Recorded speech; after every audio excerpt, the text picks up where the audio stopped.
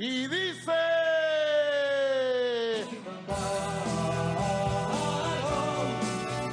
Y bajaron,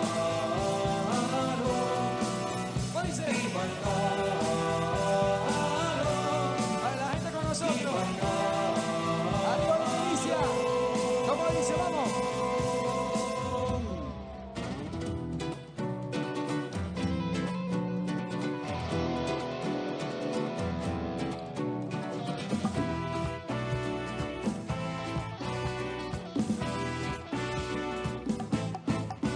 Y bajaron con su bandera y su conciencia, bajaron a defender su voluntad, bajaron contra el fascista y el traidor, bajaron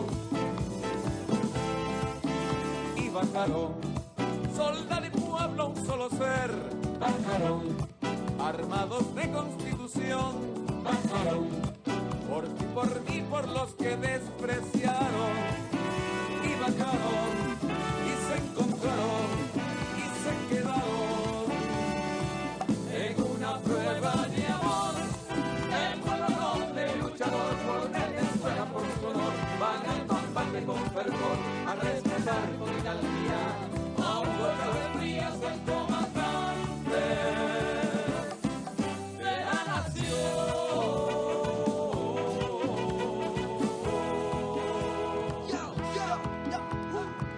Atento a cualquier intento porque no queremos invento. Con la furia bolivariana, igual que ayer, lucharemos mañana con la furia de un ciclón por nuestra revolución. Y si fuera necesario volveríamos a lograrlo, haciendo hasta lo imposible porque esto es irreversible. Bajaron desde lo alto de los cerros hasta el asfalto, a la injusticia y a la mentira con voz del pueblo dijeron alto. Con la unión cívico-militar Caracas el ejemplo vuelve a dar.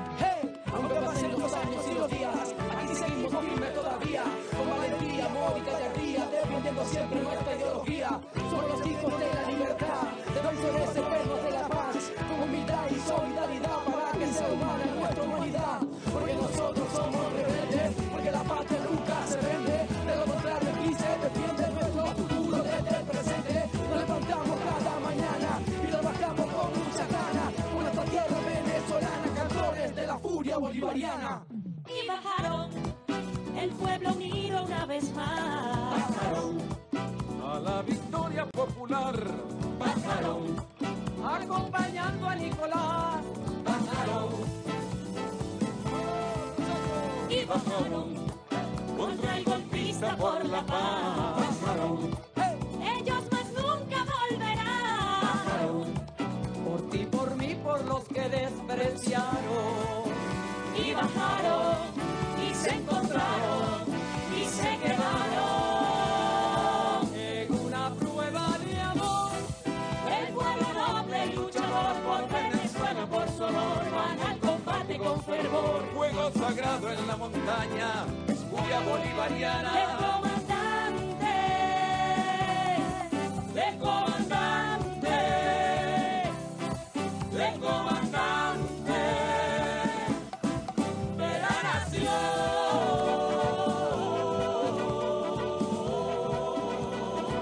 ¡Ay, la mano arriba! El pueblo unido defiende a Nicolás. ¡Arriba, arriba! El pueblo unido ¿Cómo dice? defiende a Nicolás. ¡Todo el mundo El pueblo saltando! unido ¡Saltando! defiende a Nicolás. ¡La milicia! Unido defiende a Nicolás. El pueblo unido defiende a Nicolás. El pueblo unido defiende a Nicolás. El pueblo unido defiende a Nicolás. El pueblo unido defiende a Nicolás.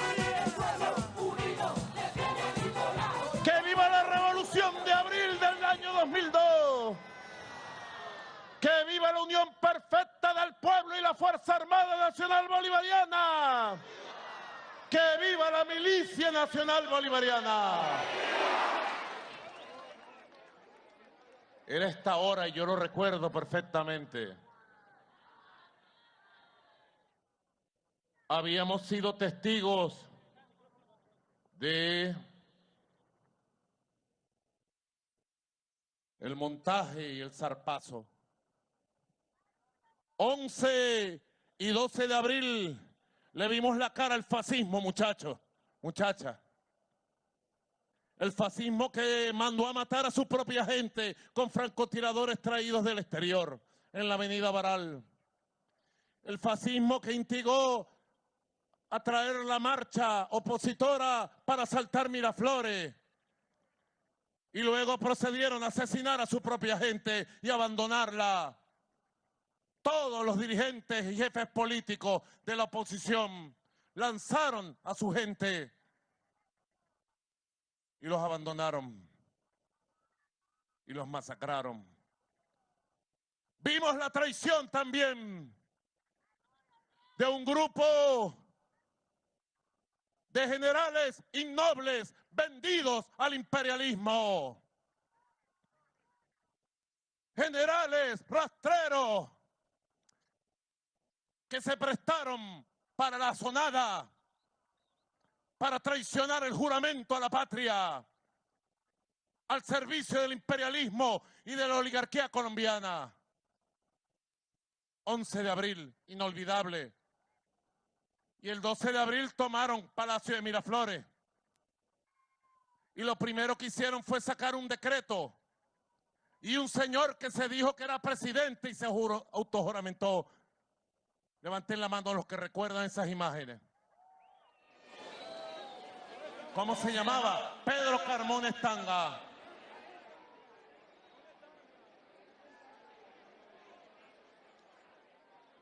Un oligarca de los apellidos, puesto por los apellidos, porque fue un golpe del imperialismo y de los apellidos de la oligarquía. Son los mismos ellos.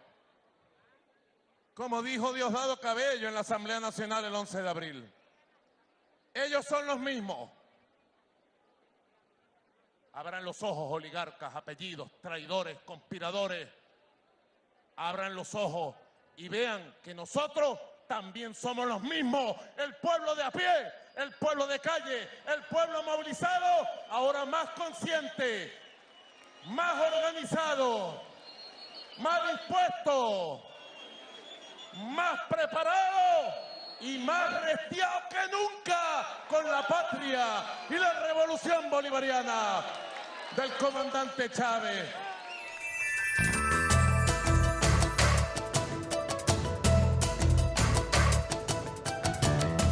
Bienvenida a toda Venezuela a nuestro programa En la Balanza. Hoy tenemos como invitado especial al diputado Juan Romero, reconocido historiador, además profesor de investigación en el área de América Latina, doctor doctor en Historia de América Latina por la Universidad Complutense de Madrid y profesor de la Universidad del Zulia. Bienvenido, diputado. Gracias, Olga. Siempre un gusto coincidir contigo. Hay diputados en este momento, pues estamos apenas unos días de la celebración del 13 de abril del retorno del comandante Chávez, como vimos en el video, el presidente Nicolás Maduro en un acto multitudinario de respaldo a la revolución bolivariana, recordando los hechos fascistas del 11 y 12 de abril. Hay una constante en lo que ha sido el proceso de la revolución bolivariana, que ha sido la presencia de movimientos y partidos que están enfocados a aplicar métodos fascistas para la obtención del poder, el logro del ejercicio del poder, de llegar a cargos o simplemente derrocar al gobierno para asumir el poder. Esto ha sido una constante a lo largo de este proceso y en aquel momento las figuras que se presentaban respondían a los intereses de la élite económica, sobre todo del momento. Háblanos un poco, porque ¿qué pasa? Que todas estas situaciones hay que explicarlas de cara al debate que se está dando en la Asamblea Nacional en relación a la propuesta de la ley contra el fascismo, que hay que definir conceptos, categorías, que es muy importante en este momento, que además nos apoderemos de los conceptos y de las reflexiones que podamos hacer para contribuir al debate. Bueno, agradeciendo de nuevo la iniciativa. Sí, la Asamblea Nacional recibió la propuesta presentada por la vicepresidenta Delcy Rodríguez sobre un aspecto que es vital. Y es vital porque las formas de violencia que ha adquirido la oposición se ajustan de alguna manera, aunque no se identifican claramente, no lo reconocen por lo menos, se ajustan claramente con las raíces del fascismo histórico. Entonces yo creo que hay una aproximación histórica primero que hacer y que es muy importante que se haga en la ley. El fascismo es un fenómeno que se da esencialmente en Europa y de ahí se extrapola por el mundo. Es decir, más conocido y más trabajado las expresiones del fascismo italiano y las expresiones del fascismo alemán, aunque también está el caso del fascismo español, con Franco especialmente, y cómo esto después adquiere unas connotaciones que encajan dentro de lo que se denomina el neofascismo, y lo vamos a ver primero en los fenómenos de Francia en la guerra civil en Argelia, la guerra de independencia, luego lo vamos a ver en una expresión de las agresiones militares que Estados Unidos va a hacer en Vietnam, y luego vamos a ver cómo eso se traslada hacia América Latina, particularmente Centroamérica, específicamente también en Brasil, Argentina, Chile, Uruguay y Paraguay, y que adquiere unas connotaciones interesantes. Esta aclaratoria, Olga, creo que es vital para este debate que llevamos adelante, porque el fascismo como fenómeno histórico, primero reconoce su estructura sobre el hecho de la violencia, pero hay una asociación de violencia con desarrollo del capitalismo, no se puede negar. Es decir, las grandes empresas fascistas en Italia, en Francia, en España, en los propios Estados Unidos, están asociados con el modelo fordista de desarrollo del capital. No es fortuito que Henry Ford haya sido uno de los principales auspiciadores del fascismo alemán y del fascismo en Italia, ¿no? Y eso también hay que asociarlo, es decir, fascismo está asociado con el desarrollo del capitalismo.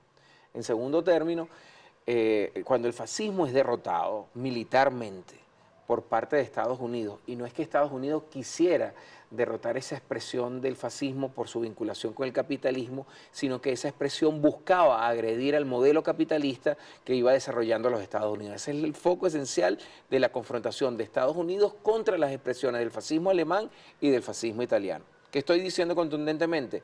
Que la expresión norteamericana del fascismo se mantiene, solo que se ataca la expresión alemana e italiana esencialmente. Y eso hace ser que sea Estados Unidos y Francia los que van a ser la base de las expresiones del neofascismo. Eso también explica un poco cómo encontramos a lo largo de, sobre todo de la historia reciente, digamos, enfrentamientos entre corrientes fascistas, movimientos fascistas y movimientos sionistas, que son también a su vez movimientos con unas características claras de violencia fascista. Eso es correcto. Sin reconocer, porque bueno, ahí hay una diferencia. El neofascismo sí se identifica con su hermano histórico, con el fascismo.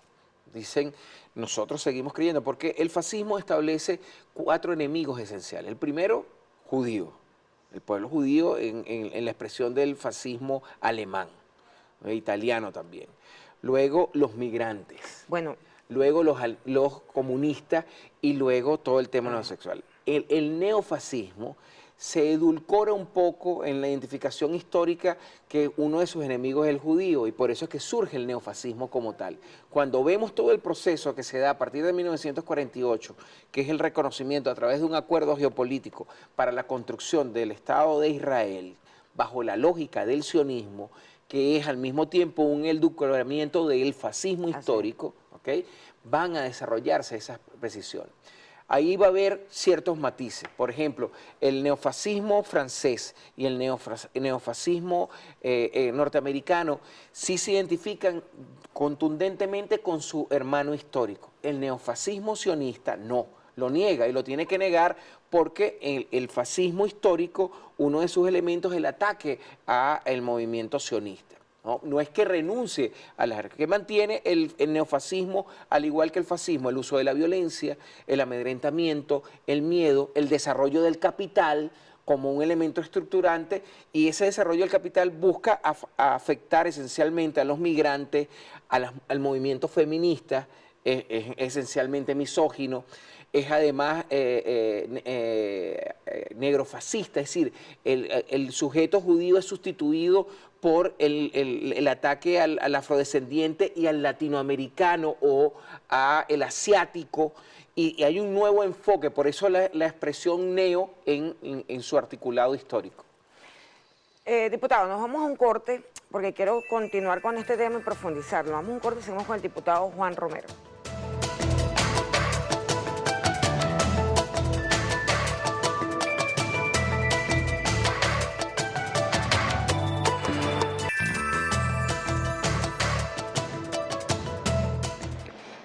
origen del fascismo en Venezuela tuvo sus expresiones, claro que sí. Tuvo partidos políticos, recordemos NOR, Nuevo Orden, quizás nuestra juventud no tiene esa memoria, pero si algo debemos reivindicar es los hechos históricos para no repetirlos, como dijo Carlos Marx, ni en forma de tragedia, ni en forma de farsa, que es lo que estamos presenciando el día de hoy. Este partido fascista fue proscrito en el año 2002 por el Consejo Nacional Electoral. Esta ley contra el fascismo, contra el neofascismo y expresiones similares, busca complementar la ley de partidos políticos, pero busca también complementar y desarrollar una ley constitucional que fue aprobada en el año 2017 por el Poder Constituyente, que es la ley contra el odio, por la convivencia y por la tranquilidad pública. De alguna manera se convierten en el escudo y ahí pedimos la colaboración de ustedes para la aprobación de esta ley y que sea el escudo protector de Venezuela frente a esta forma de odio, violencia y muerte. Otro capítulo que vivió Venezuela en el año 1984 y quiero pedir especial atención a este evento. Una secta, tradición, familia y propiedad. Una secta de jóvenes de abolengo, de grandes apellidos de Venezuela, de familias blancas, de familias anticomunistas, que tenían además formación paramilitar, fue proscrito por el gobierno y el presidente Luis Herrera Campins. Y recordamos el allanamiento que se hizo en su sede, en una casa del Country Club, porque allí se planificaba el asesinato de Juan Pablo II durante su visita a Venezuela. ¿Y quién fue el organizador de esta secta? Alejandro Peña Esclusa, connotado terrorista que luego se vino contra la revolución bolivariana y el comandante Hugo Chávez. Pero allí también, a pesar de que han borrado las huellas, allí participaron dos jóvenes de la época, de esos apellidos de abolengo, de familias blancas, militantes del nazismo, Leopoldo López y Enrique Capriles Radonsky. Hubo un programa con la periodista Marieta Centana, Mario, donde allí están las imágenes. Las borraron, a puerta cerrada se llamaba el programa. Las borraron del internet.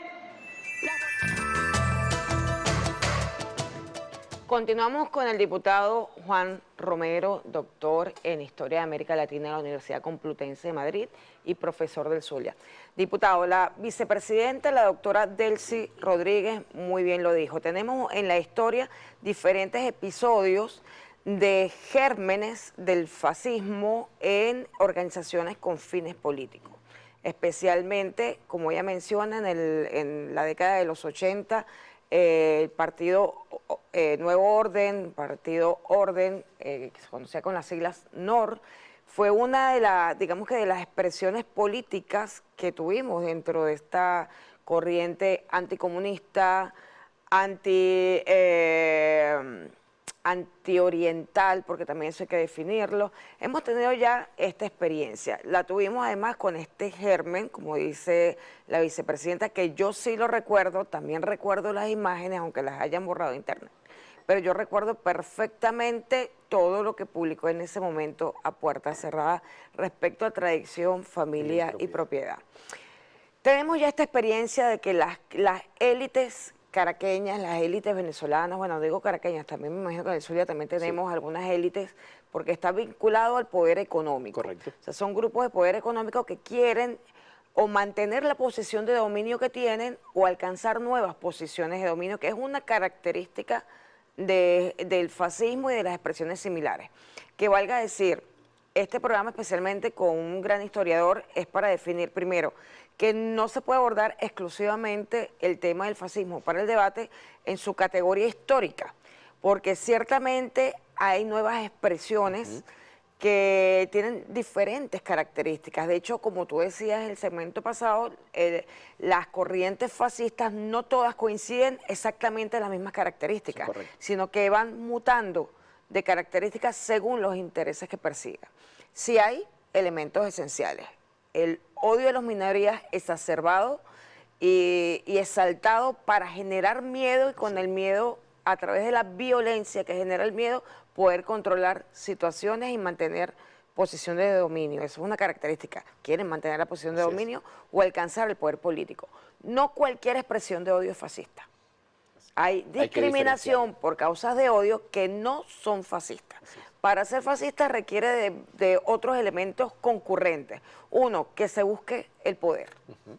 Que se busque mantener la posición de poder también, dependiendo si es organización con fin político, si tiene algún ejercicio de poder o de poder vinculados económico. a desarrollo económico, además de sectores productivos privados. Tiene mucha relación con el tema económico. Entonces, cualquier expresión de odio castigada por la ley constitucional para la convivencia pacífica no necesariamente involucra características fascistas. Eso es correcto. Eso hay que definirlo, doctor. Mira, hay dos cosas de una apreciación histórica. Fíjate, por ejemplo, los antecedentes de Copey con Rafael Caldera a la cabeza tienen que ver con una de las primeras expresiones del fascismo en Venezuela. Nosotros hemos realizado investigaciones porque además es un fenómeno que se presenta en toda América Latina.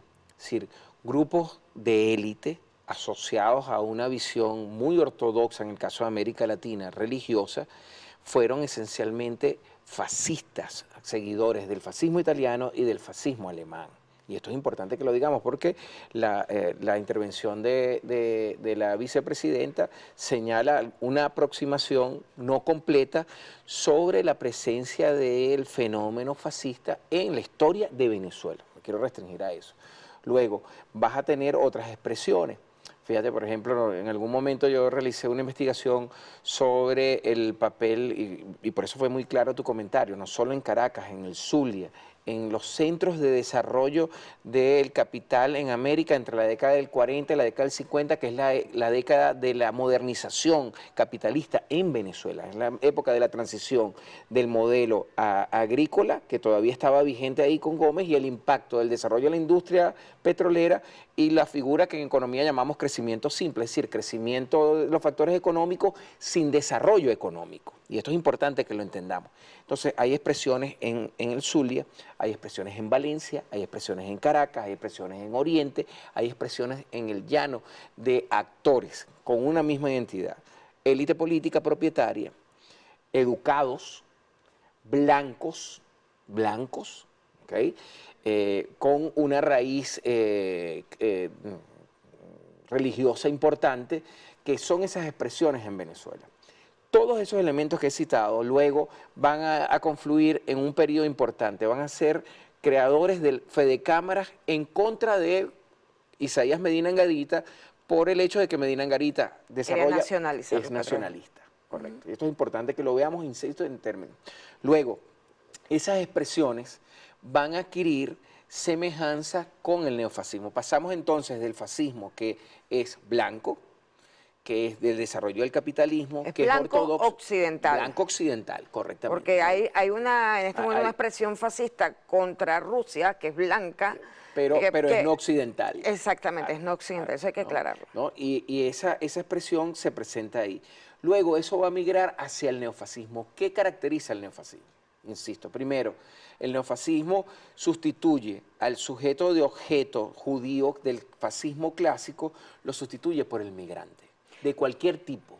Mantiene el desarrollo del capital como esencial, mantiene la opción de la toma del poder a través de formas violentas, mantiene la utilización del miedo y de la fuerza puchista. Ya no son las camisas negras, ya no son las camisas pardas de Hitler, son otras expresiones. Se adquiere, por ejemplo, en Estados Unidos la expresión del Ku Klux Klan, por ejemplo.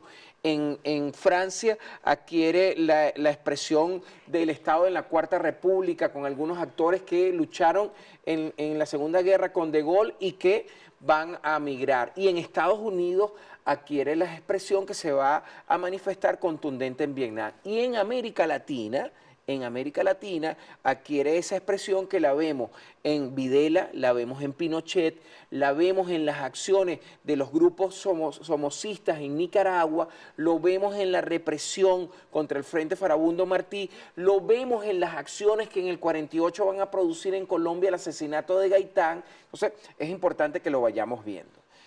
Ese neofascismo va a evolucionar, porque recordemos que en la década del 60, del 70, pasamos del capitalismo industrial al capitalismo financiero especulativo.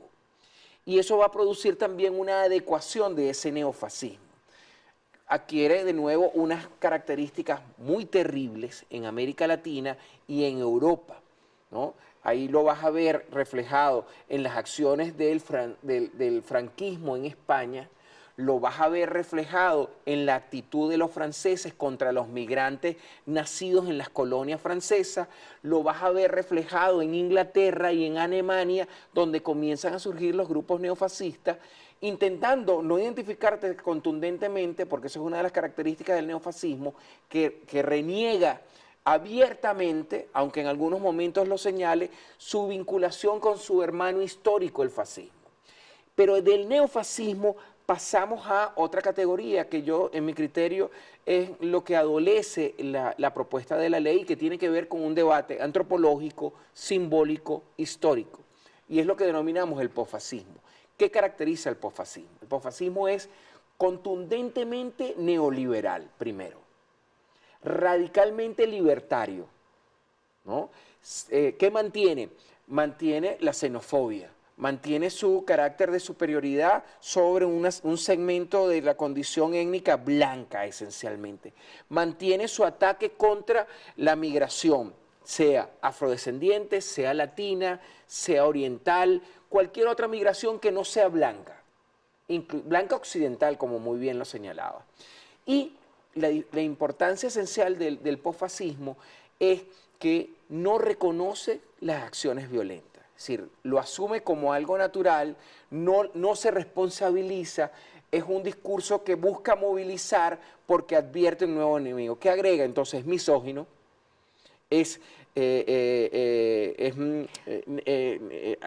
atenta contra los migrantes, es un elemento que busca una lectura ortodoxa religiosa, es islamofóbico, terriblemente islamofóbico. Y muy sionista. Y muy prosionista, exactamente.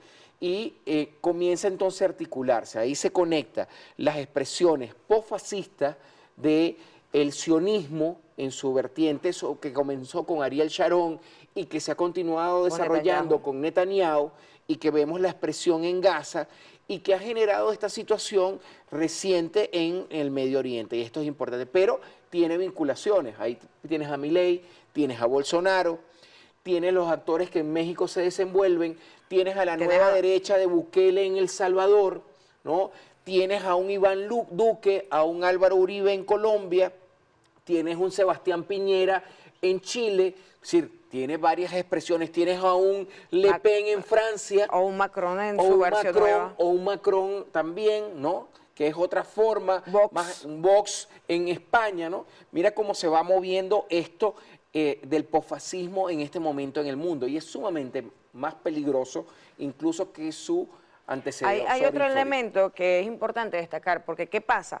Que no todos los elementos están presentes de igual manera y en igual magnitud en cada una de las expresiones. Correcto. Entonces, definirlos a veces es bastante complejo, aunque hay características claritas. En este momento, como tú lo dices, esos elementos esenciales del neofascismo, que tú llamas posfascismo, que puede llamarse posfascismo, tiene una característica clara, el tema del, tú lo dijiste, el prosionismo, la islamofobia, que es el nuevo anticomunismo, pero sigue estando presente el anticomunismo como el desprecio a todo movimiento de izquierda. Hay un elemento populista Correcto. también que está presente Pero en su ese categoría, ese elemento populista histórica. nuevo está más vinculado con el desarrollo tecnológico de los medios de comunicación que con el Ojo, elemento propiamente populista que caracterizó a Hitler o Mussolini. Claro, hay que diferenciar no solo el populismo de esa categoría histórica, sino el populismo de lo popular, Así es. que son dos cosas categorías distintas. totalmente distintas, ¿no? Entonces, yo creo que es muy importante porque tiene que caracterizarse lo suficiente para que primero para que haya una reflexión seria sobre el tema y sea fácil de reconocer cuando estamos ante una extrema derecha o una derecha que tiene vínculos fascistas. Y además que hay otro elemento, y lo vamos a hablar en el próximo corte, que es el tema de con quién se vinculan internacionalmente. Porque el tema, digamos que el tema del fascismo es que hay todo un movimiento internacional para consolidar estructuras de poder. Hay una nueva fascistas, derecha que es esencialmente exactamente, fascista y esa nueva derecha también adquiere diferencia. No es la misma la nueva derecha en Colombia que en Brasil, que en Argentina, tiene matices. Y no es lo mismo la nueva derecha de Vox, por ejemplo, en España, que la del Frente Nacional en Francia. O también no es lo mismo incluso de las nuevas expresiones que han surgido en Alemania recientemente. O incluso no es lo mismo que el posfascismo ucraniano que se ha manifestado como una nueva visión geopolítica contra otro elemento. No solo es la homofobia, es también la rusofobia y la chinofobia, ¿no? Que se va manifestando. Es interesante este debate. Nos vamos a un corte y continuamos con el diputado Juan Romero.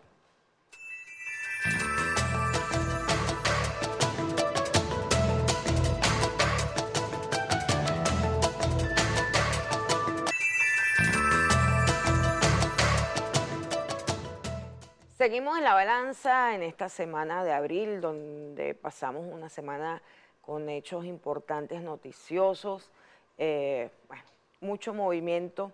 Yo creo que grandes victorias, recordar la victoria del 13 de abril, también la victoria sobre la corrupción ha sido un elemento importante que hemos vivido esta semana sobre la tragedia de las redes de corrupción que siembran desde elementos extranjeros para desestabilizar al país. La contundencia del gobierno nacional, de los organismos del Estado, para enfrentar este tipo de redes criminales ha sido muy exitoso y eso hay que advertirlo porque esas redes también forman parte, están vinculadas a lo que estamos hablando. Eso es correcto. Estamos hablando del fascismo internacional, de las mafias que controlan el poder económico, de las mafias que controlan el negocio petrolero y que controlan el sistema financiero internacional. Entonces, todo ello es un complejo sistema que se vale también de actores que captan o cooptan dentro de la política y que los traen a su perverso juego de establecer condiciones de dificultad para los gobiernos progresistas, para los gobiernos revolucionarios, en el caso de Venezuela, en el caso de Nicaragua, por ejemplo. Estamos con el diputado Juan Romero, doctor de la Complutense en Madrid. Diputado, estamos hablando de algo muy importante. Hicimos un recorrido cortico, pero hay mucho que decir, mucho que profundizar en el tema del fascismo para caracterizarlo de la forma más sencilla, pero más contundente, para que no haya dudas de cuándo sí, cuándo no, estamos frente a una situación de expresión fascista. Claramente en el posfascismo hay una situación importante a enfrentar, que son las redes internacionales de organizaciones políticas, de ONGs, ¿ok? Medios. Porque tienen una función política, pero no están registradas como partido político, pero tienen financiamiento y objetivos que están alineados con las nuevas tendencias fascistas. La tendencia fascista siempre busca mantener poder económico, aumentarlo, consolidarlo. Estamos claros. El neoliberalismo es un elemento esencial en cualquier caracterización que se haga del fascismo, del nazismo, del sionismo o de las expresiones similares, ¿no? Pero hay otro elemento que es la obtención del poder político. Así es. sea, van de la mano porque el poder político les garantiza mantener el poder económico. Entonces, nunca pierden de vista estos dos elementos, el económico y el político. No porque el fascismo sea un método político, no, es antipolítico. Pero para entender la categoría, uno habla del poder político, o sea, del poder de gobierno, del poder... Pero ciertamente ahí entramos en contradicción, no son métodos de acción política, eso es importante, son métodos de antipolítica. Eso es clave. Mira, yo creo que habría que comenzar por entender que el poder es un triángulo, es decir, poder, privilegio, posesión. Y eso tiene que ver con lo que tú dices. ¿Qué es lo que sucede con el posfascismo? Y por eso hago énfasis en la categoría, que además no es una categoría mía, es una categoría que ha venido trabajándolo uno de los estudiosos más claros del fascismo en Europa y en América Latina, que es un italiano, se llama Enzo Traverso. Tiene un libro extraordinario que se lo recomiendo, te lo recomiendo, y que se llama La Nueva Derecha. ¿La tienes en PDF? No lo tengo en PDF, lo tengo impreso. Se va a comprometer aquí en ante Te todo Venezuela a consigo el libro, prestármelo. te lo regalo, te lo regalo. Ya se lo he regalado a Diosdado, se lo regalé a Jorge Rodríguez, se lo tengo prometido a Mario Silva, nuestro amigo común, y ahora a ti. En ese texto, y esto es importante entonces, ¿no? Entonces, poder, privilegio y posesión. Por eso lo que tú dices, busca el poder bajo cualquier forma y lo busca bajo una categoría que utilizamos en ciencia política. Yo soy politólogo, además historiador, que se llama agenda transgresora. ¿En qué consiste la agenda transgresora? Es aquellos grupos que ante la imposibilidad en sistemas democráticos, con ciertas garantías, se ven imposibilitados de conseguir el poder por los medios normales de concurrencia electoral, establecen una agenda violenta. O una agenda que, buscando el poder por los medios tradicionales, utiliza la amenaza. Te lo voy a ejemplificar con Milei. Voy a eliminar a la casta y salía con una sierra, ¿no? Indicándolo eso. O Le Pen en Francia, voy de nuevo. O Vox, voy de nuevo. O el propio Álvaro Uribe con los Convivir, para mostrártelo, ¿no? Ajá. O Bolsonaro también justificando la aplicación en Brasil de las libertades para la posesión de armas de fuego que existen en Estados Unidos. O Donald Trump, que defiende a la Asociación de Rifle Americano, para ejemplificarte algunos casos que están en todo el mundo. ¿Qué sucede con eso? Que todas esas expresiones que he hablado son antipolíticas. ¿En qué sentido? Son antipolíticas en cuanto a que niegan a la democracia como un sistema que pueda servir para atender a lo popular. Niegan a la institucionalidad que sostiene además. ¿No? Pero utilizan los elementos democráticos para atentar desde el poder contra la democracia. Voy de nuevo con el caso de Milei, voy de nuevo con el caso de Bolsonaro, voy de nuevo con el caso de Iván Duque y de Álvaro Uribe Vélez, voy de nuevo con el caso de Piñera en Chile, voy de nuevo con el caso de Bukele en El Salvador. Son todas expresiones de este posfascismo. Tercer elemento. Todos estos elementos utilizan el desarrollo de la sociedad líquida, como lo habla el filósofo de origen europeo, Signet, que es la sociedad de las pantallas. Entonces vemos con un discurso que se hace muy atractivo en los medios de comunicación para pescar en las debilidades que causa la sociedad del siglo XXI. ¿Qué causa? La complejidad. Cada vez nuestra sociedad es más compleja, más heterodoxa, hay más grupos con demanda y hay menos capacidades del Estado dentro de la lógica del capital de atender esas demandas. En ese contexto, entonces, se conecta ese posfascismo con un principio que lo vincula con el fenómeno del poscapitalismo. Es que el 99% de la riqueza concentrada en 1% de la población. Entonces ahí entramos con el elemento del sionismo y su expresión posfascista. No es fortuito que Milei, no es fortuito que Bukele, no es fortuito que Bolsonaro, no es fortuito que Trump, no es fortuito que Le Pen, no es fortuito que Álvaro Uribe, en todos el fenómeno de asociaciones de outsourcing de inteligencia, privatización de la inteligencia. ¿Por qué la privatización de la inteligencia? Es decir, organizaciones que se presentan como ONG, desarrollan labores de inteligencia que uno de los mecanismos que utilizan son violencias veladas o directas. Convivir es un outsourcing de inteligencia con asesoría israelita. Bolsonaro lo hizo también, Milei lo está haciendo en este momento, Bukele lo está haciendo en El Salvador, recogiendo los viejos elementos del neofascismo que sobreviven de la guerra civil salvadoreña. Fíjate las vinculaciones. María Corina Machado no está exento de eso, no es fortuito que 20 Venezuela y Primero Justicia tengan un acuerdo con el Likud, que es el partido de Benjamín Netanyahu, y que es la fachada dentro del sistema democrático israelí de las expresiones del posfascismo. También, y es la también fachada, hay que refiere a Voluntad Popular, que aunque no tenga ningún acuerdo firmado, convenio, pero su práctica lo denota. su práctica lo Su práctica lo denota. No es fortuito que Ernesto Toledo de Voluntad Popular sea uno de los principales asesores en comunicación política de Bukele. Así es.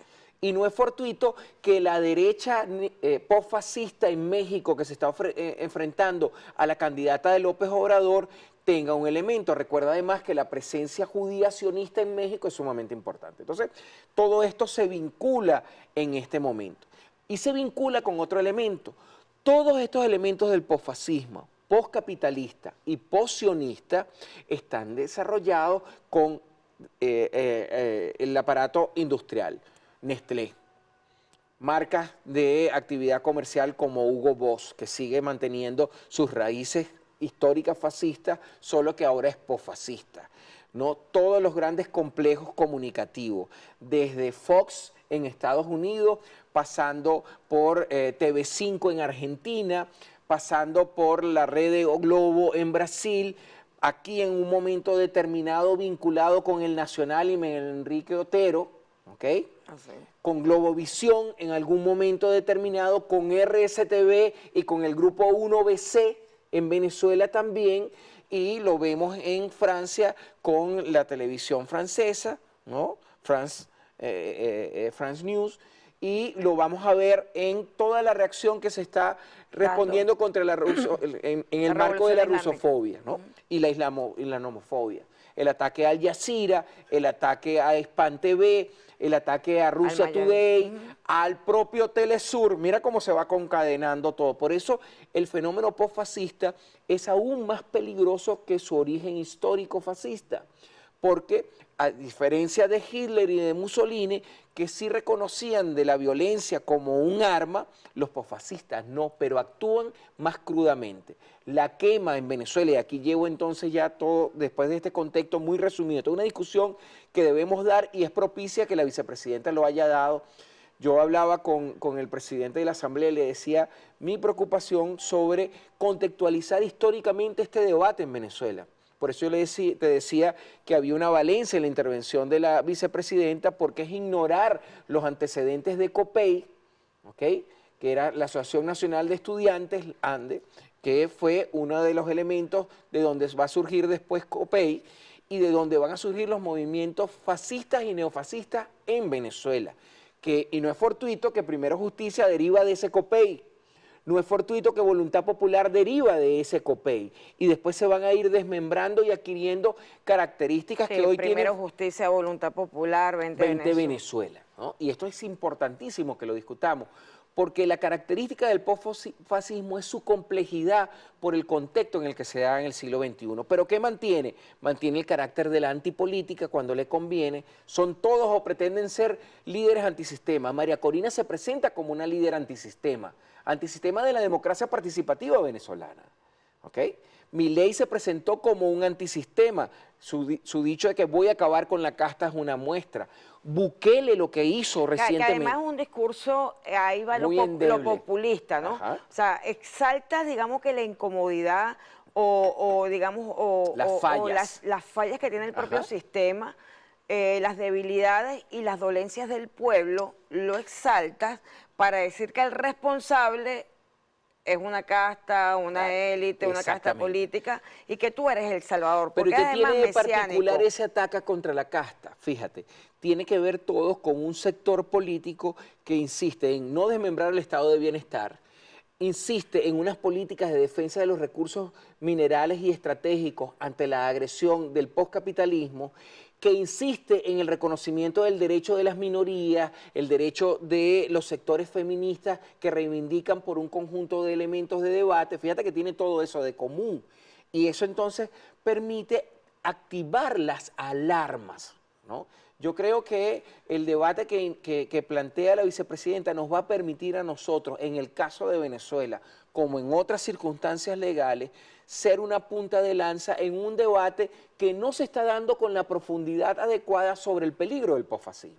Además que, diputado, es un debate que tiene que darse a nivel mundial. Yo creo que ha sido sumamente oportuno la propuesta.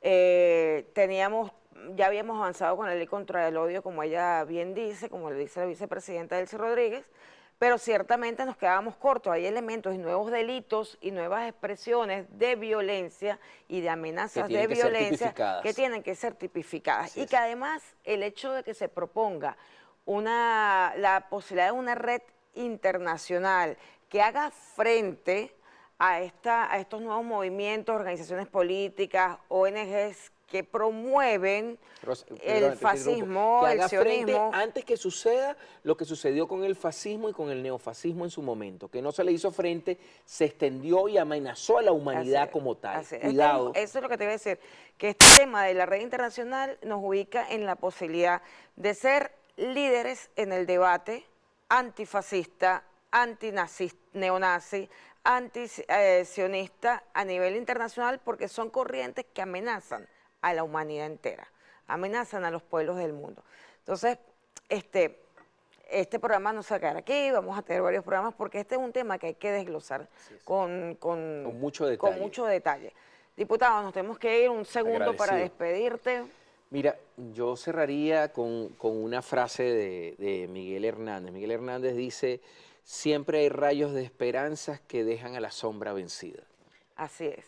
Pues yo me despido, estamos en pleno proceso electoral, con toda la fuerza, porque vamos a la victoria con el candidato Nicolás Maduro Moros. Nos vemos el próximo martes.